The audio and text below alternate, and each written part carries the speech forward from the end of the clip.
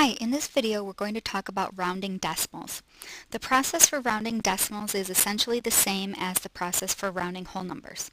We need to follow these steps. First, we find the digit in the place that we're rounding to. Then we look at the digit to the right.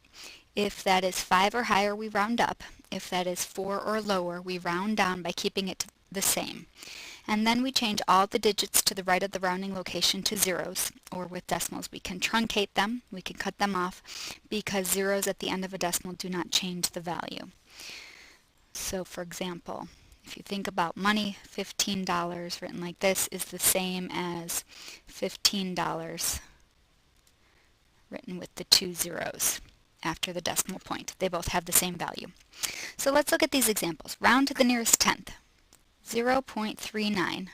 So first we need to find the tenths place, and the 3 is in the tenths place, so we look to the right, and that is 5 or above, so that means that we're going to round up. So the 3 rounds up to 4. So 0.39 or 39 hundredths rounds up to 4 tenths.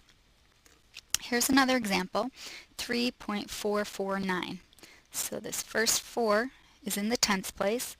We look to the right, and the digit to the right is a 4. That means that we're going to keep the 4 in the tenths place the same. So 3.449 rounds to 3.4, or 3 4/10.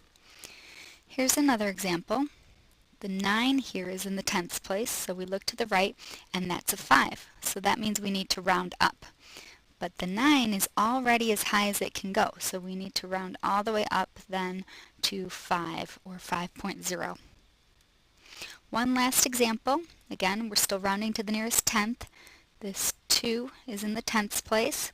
We look to the right. The next digit is a 2. So it's not 5 or above. That means that the 2 in the tenths place will stay the same.